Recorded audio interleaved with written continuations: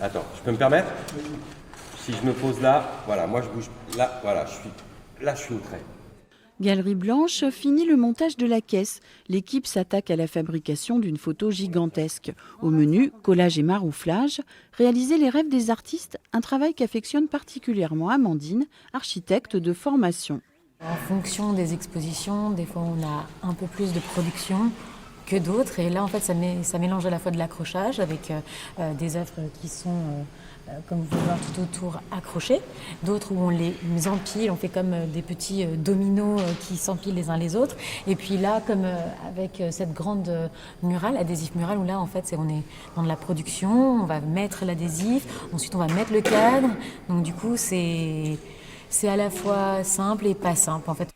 Premier coup d'œil d'Isabelle Reyer sur l'exposition dans son nouvel écrin tourangeau. Comment ça se passe? Est-ce que c'est beau? Vous avez été super rapide finalement. Et voici la vraie caisse qui a fasciné l'artiste canadienne Dominique Blin pour son exposition Déplacement. En 1915, les Italiens sortent de l'Académie de Venise l'Assomption du Titien pour la mettre en lieu sûr. La protection des chefs-d'œuvre en temps de guerre, comme le déplacement des œuvres du Louvre en 1943, mais aussi l'engagement des populations autour de leur patrimoine, ont captivé Isabelle Reyer. Je suis canadienne d'origine, donc c'était aussi la première fois que je travaillais avec une artiste canadienne en France. Donc pour moi, c'est aussi un peu symbolique.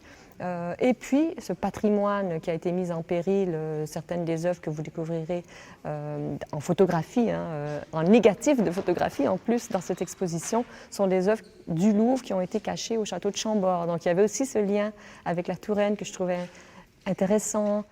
Une galerie peut en cacher une autre. L'artiste tourangeau Mathieu Dufoy, de retour d'une résidence dans le désert de Fayoum en Égypte, expose ses dessins dans une galerie couloir plus contraignante. Tu vois, regarde l'ombre portée. Décale un tout petit peu à droite, toi, et de l'étagère. Encore. Stop. Des structures comme la nôtre où nous sommes une petite équipe, il n'y a pas un régisseur lumière, un régisseur d'accrochage, un régisseur de convoyage d'œuvres. Donc en fait, il faut être vraiment polyvalent, essayer de maîtriser un maximum de choses.